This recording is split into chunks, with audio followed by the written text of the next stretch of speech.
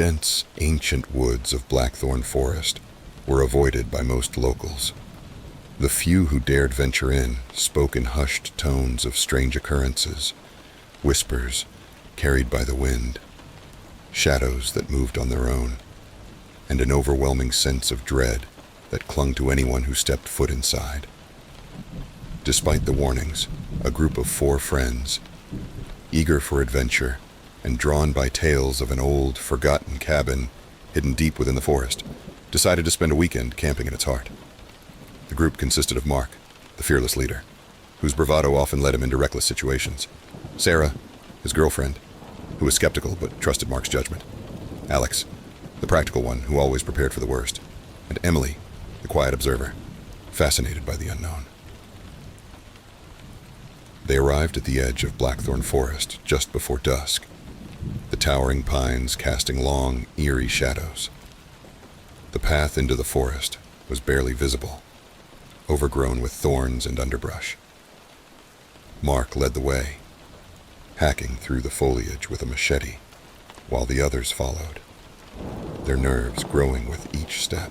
As they ventured deeper into the woods, the trees grew denser, blocking out the fading sunlight. The air became thick and oppressive, and a heavy silence fell over the group, broken only by the occasional rustling of leaves underfoot. The deeper they went, the more the forest seemed to come alive.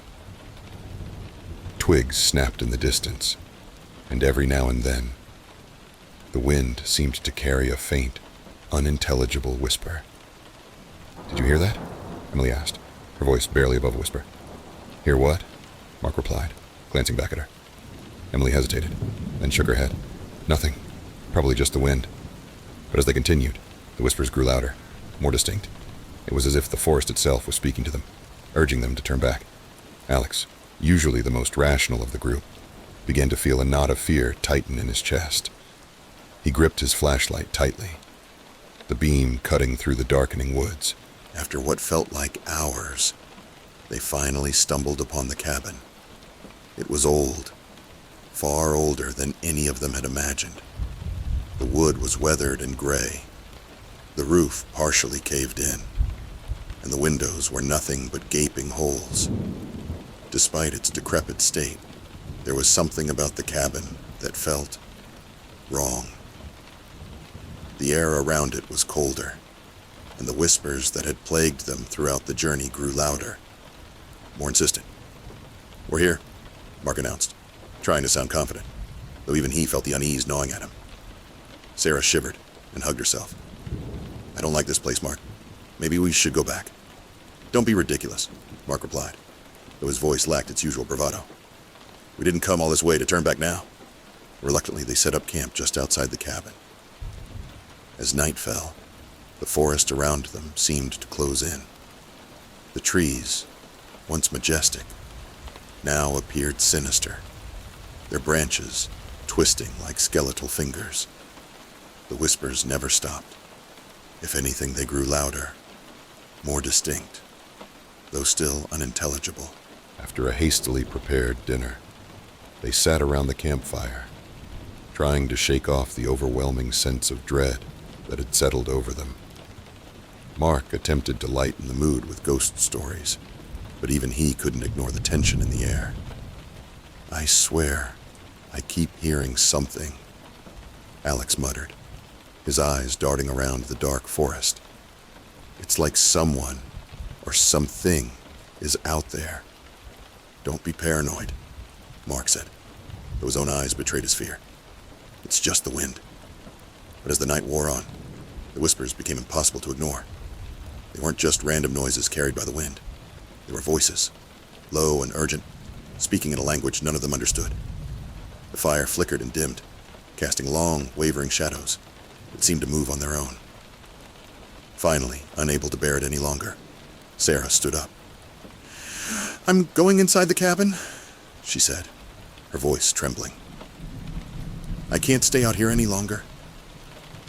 Without waiting for a response, she grabbed a flashlight and headed towards the cabin. Mark, feeling a surge of guilt and fear for his girlfriend, quickly followed. Alex and Emily exchanged uneasy glances before reluctantly trailing after them. Inside, the cabin was even more decrepit than it appeared from the outside. The floorboards creaked ominously underfoot, and the walls were covered in strange, indecipherable symbols. The air was stale and cold, and the whispers, so loud now they seemed to echo inside their heads, were almost deafening. "This place is wrong," Emily whispered, her voice shaking. "We need to leave. Now." But before anyone could respond, the door slammed shut behind them with a thunderous crash. The cabin was plunged into darkness as their flashlights flickered and died, leaving them in pitch blackness. Panic set in as they fumbled for their flashlights, but no matter how much they tried, they wouldn't turn back on. The whispers grew louder, more aggressive, as if the voices were surrounding them, closing in. Then, without warning, a cold gust of wind swept through the cabin, and they heard the sound of footsteps, slow, deliberate, and coming closer. Mark's bravado finally crumbled. "We need to get out of here!" he shouted, his voice breaking. But the door wouldn't budge. It was as if the cabin itself was holding them captive. The footsteps grew louder, closer, and the whispers turned into a cacophony of voices, all speaking at once, drowning out their desperate cries. Suddenly, a figure appeared in the darkness, a tall, shadowy figure with glowing, hollow eyes. It moved towards them with an unnatural, jerky motion, its face obscured by a tangle of shadows. The air grew colder, and the whispers coalesced into a single, menacing voice that seemed to come from everywhere and nowhere at once. "You shouldn't have come here," the voice hissed, filled with malice.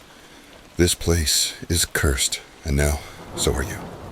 The figure reached out, and as its cold, bony fingers brushed against Mark's arm, he screamed. But his scream was cut short, as the cabin seemed to come alive, the walls closing in, the floorboards splintering beneath them. Desperate and terrified, they scrambled towards the windows, but they had become solid, impenetrable barriers. The figure loomed closer, and they felt an overwhelming sense of despair, as if all hope was draining from their souls.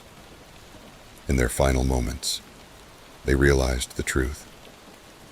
The cabin was a trap, a place where lost souls were drawn in, only to be consumed by the darkness that dwelled within.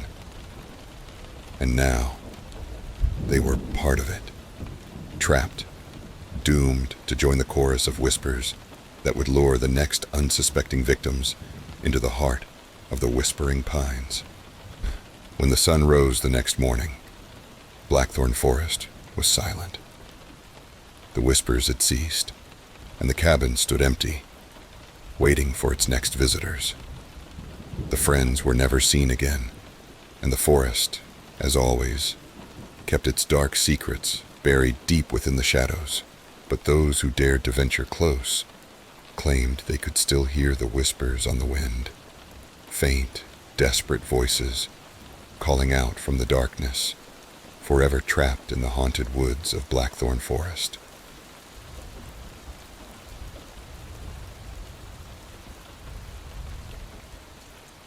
The small town of Pine Hollow had always been surrounded by stories of the dark woods that bordered its outskirts. The locals, particularly the older generations, would often warn about the dangers of Hollow Creek, a dense, untamed forest with trees so tall and thick that daylight barely touched the forest floor. It was a place avoided by all but the most reckless. Stories of missing persons, eerie sounds, and unexplained phenomena had turned it into a place of fear and superstition.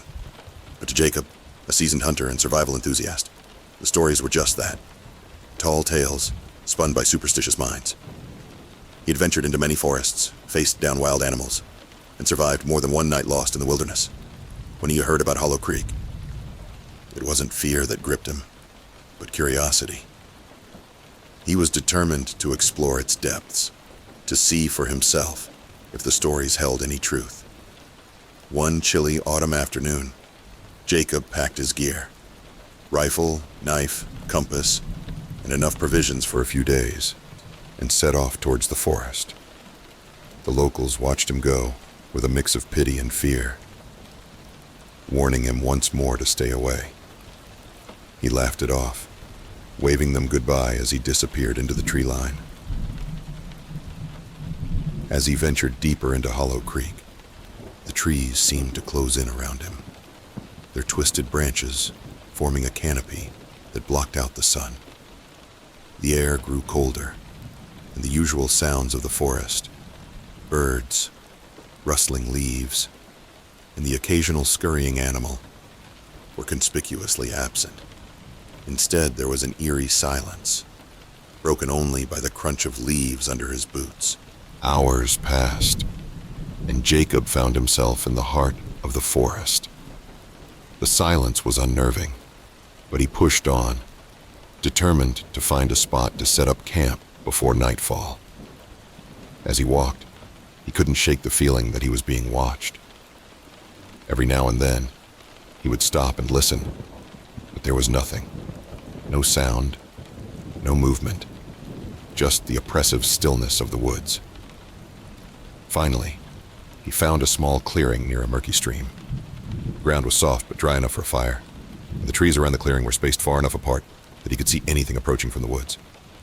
He set up his tent, started a fire, and cooked a simple meal. As the sun began to set, casting long shadows through the trees, he felt a sense of unease that he couldn't quite place. As night fell, the forest seemed to come alive. The silence was broken by distant sounds, snaps, cracks, and the occasional rustling in the underbrush.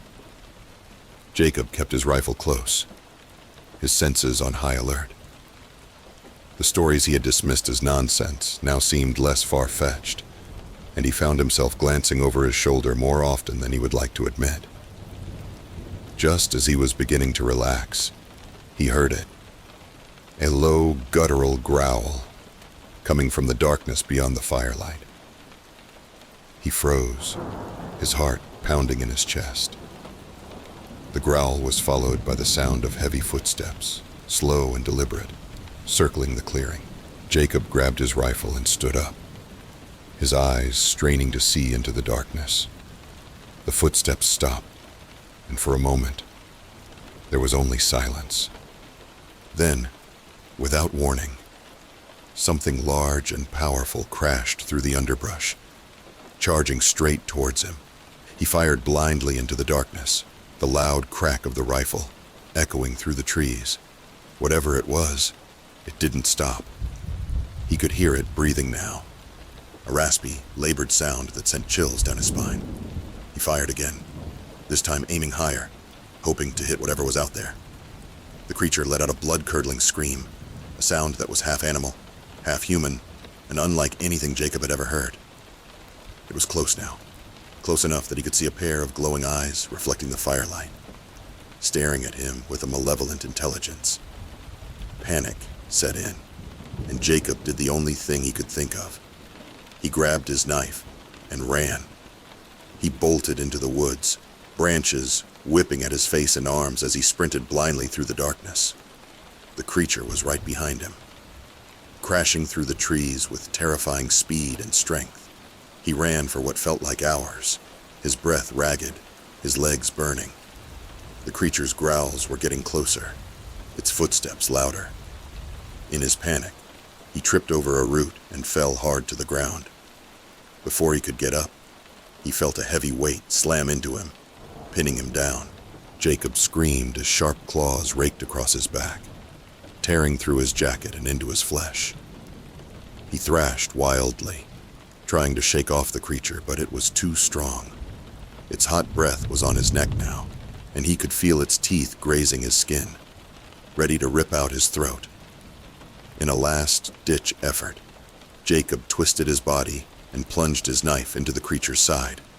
It howled in pain and recoiled, giving him just enough time to scramble to his feet and run. But he was injured, and the creature was relentless. It wasn't long before he could hear it closing in on him again. Desperate, Jacob stumbled into a small cave at the base of a hill. He squeezed into the narrow entrance. The the creature's claws swiping at him from behind, narrowly missing him. Inside the cave, it was pitch black and cold, but at least he was safe, for now.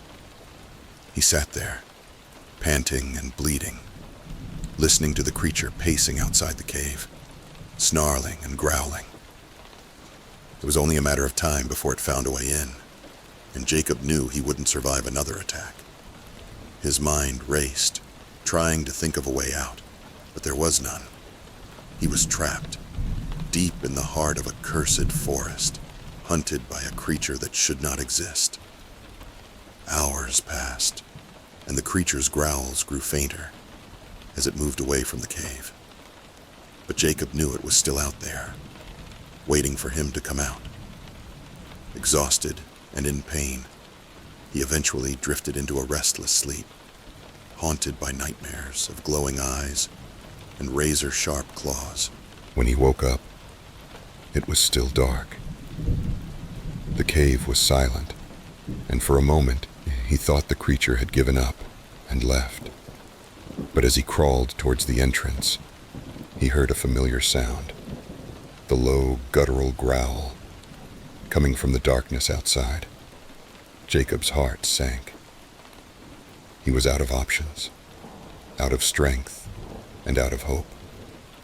He knew that if he stayed in the cave, the creature would eventually find a way in, and if he tried to make a run for it, he wouldn't get far in his injured state. With a heavy heart, he gripped his knife and prepared for one last stand. He would face the creature head-on, and if he was going to die, he would die fighting.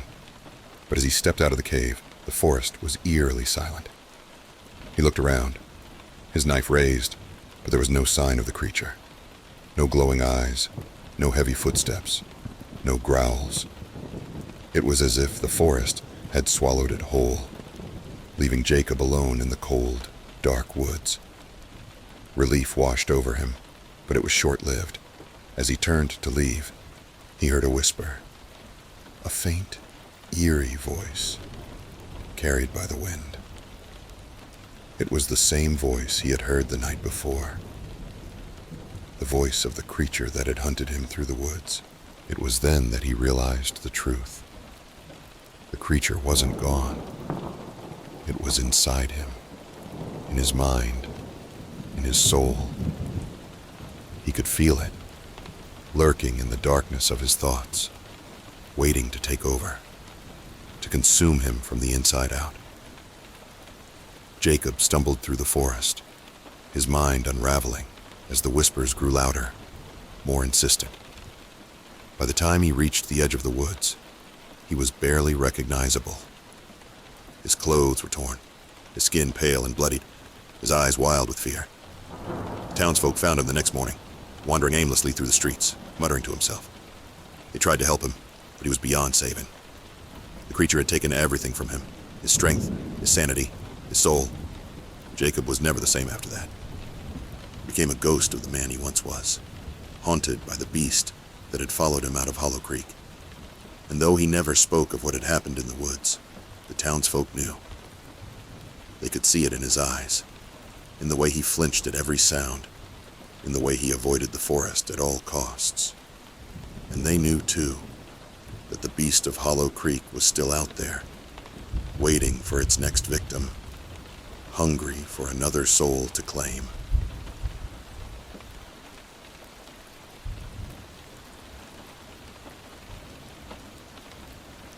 The town of Coldwater was a place where secrets were buried as deep as the roots of the towering pine trees that surrounded it. Nestled in the foothills of the mountains, the town was isolated, cut off from the outside world by dense forests that seemed to go on forever. The locals knew better than to venture too far into the woods, especially after dark. There were stories, whispers of people who had gone in and never come out, of voices that called from the shadows, and of something far more sinister lurking among the trees. Daniel and Sarah had always been drawn to the unknown. As amateur paranormal investigators, they spent their weekends exploring abandoned buildings, forgotten cemeteries, and any place rumored to be haunted. So when they heard about Coldwater and its haunted woods, they couldn't resist. It was the perfect place for their next investigation. They arrived in Coldwater late one Friday afternoon, the sun dipping low in the sky, casting long shadows over the town. The air was crisp, with the scent of pine and earth hanging heavy. As they checked into the only inn in town, the old woman behind the desk gave them a knowing look. "Be careful in those woods," she said in a voice that creaked with age. "They're not like any other place you've been. The pines have their secrets, and they don't like to be disturbed." Daniel and Sarah exchanged a glance, excitement bubbling beneath their nervous smiles. They thanked the woman for the warning, but shrugged it off as local superstition. That night, they packed their equipment, cameras, EVP recorders, flashlights, and set off towards the woods. As they entered the forest, the temperature seemed to drop. The trees closed in around them, their thick branches blocking out the moonlight. It wasn't long before they realized just how easy it would be to get lost in this place. The path they had been following quickly faded into the undergrowth, leaving them surrounded by a sea of shadows. Undeterred, they pressed on, guided only by the dim light of their flashlights and the occasional eerie glow of their equipment. The silence was oppressive, broken only by the crunch of leaves underfoot and the distant hoot of an owl. It wasn't until they reached a small clearing that they heard it, the whispering. At first, it was so faint that they thought they were imagining it. But as they stood still, straining to listen, the whispers grew louder, more distinct. It was a chorus of voices, all speaking at once, their words unintelligible, but filled with an urgency that made the hairs on the back of their necks stand on end. Sarah pointed her camera towards the direction of the sound, her hand trembling slightly. "Do you hear that?" she whispered, her voice barely audible. Daniel nodded, his eyes scanning the darkness. "It's coming from over there," he said, gesturing toward a cluster of trees on the edge of the clearing. They moved cautiously towards the sound, the whispers growing louder with each step. The air around them felt heavy, almost suffocating, as if the forest itself was alive, watching them, waiting. As they reached the cluster of trees, the whispering abruptly stopped, leaving an eerie silence in its wake. Daniel and Sarah exchanged a glance, both of them feeling the same unease. Before they could speak, a gust of wind swept through the clearing, carrying with it a foul, decaying smell that made them gag. The trees rustled violently, and for a brief moment, they saw something. A shadowy figure standing just beyond the tree line, its eyes glowing faintly in the darkness. Sarah gasped, and Daniel quickly raised his camera, snapping a photo. But when they looked again, the figure was gone. The forest was silent once more, as if nothing had happened. "We need to keep going," Daniel said, his voice shaky but determined. "We're onto something." They continued deeper into the woods, the path becoming more treacherous with each step. The trees seemed to close in around them, their gnarled branches reaching out like twisted hands. The whispering started again, louder and more insistent, filling their heads with a cacophony of voices that made it hard to think. Suddenly, Sarah stopped in her tracks, her eyes wide with fear. "Did you see that?" she whispered, pointing to a spot just ahead. Daniel followed her gaze and felt his blood run cold. There, barely visible through the trees, was an old, dilapidated cabin, its windows dark and broken, the door hanging off its hinges.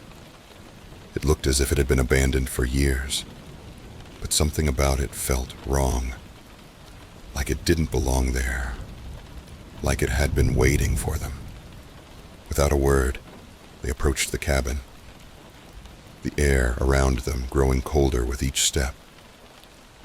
The whispering had stopped, replaced by an oppressive silence that seemed to press down on them from all sides. As they reached the door, Sarah hesitated, her hand hovering over the doorknob. "Are you sure about this?" she asked, her voice barely above a whisper. Daniel nodded, though he wasn't sure at all. But they had come this far, and there was no turning back now. With a deep breath, he pushed the door open, and they stepped inside. The interior of the cabin was dark and musty, the air thick with the smell of mold and decay.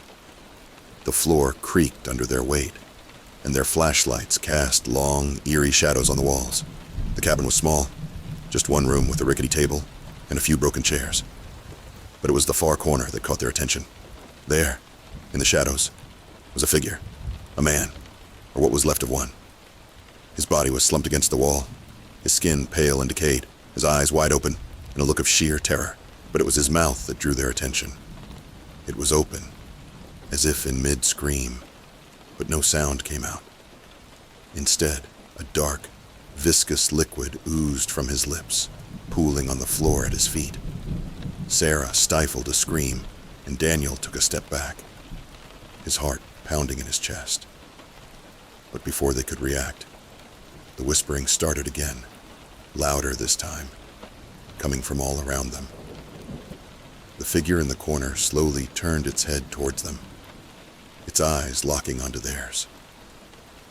The air grew colder, and the whispering became deafening, filling their heads with 1,000 voices, each one more desperate than the last. Suddenly, the door slammed shut behind them, plunging the cabin into darkness. Their flashlights flickered, then went out, leaving them in complete blackness. Panic set in as they realized they were trapped, the whispering voices now inside their heads, filling their minds with thoughts that weren't their own. Desperate to escape, Daniel fumbled for the door, but it wouldn't budge. The walls seemed to close in on them, the air growing thicker, making it hard to breathe. And then they felt it.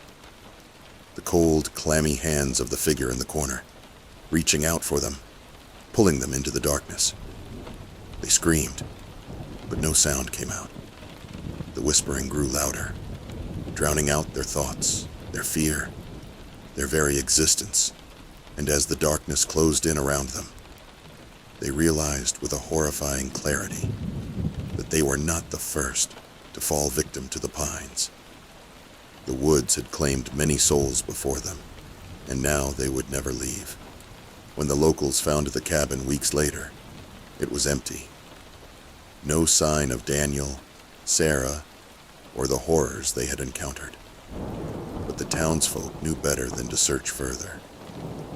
The pines had taken them, just as it had taken others before them. And the whispers in the woods, the whispers of the lost, would continue to haunt anyone foolish enough to venture into the depths of Hollow Creek.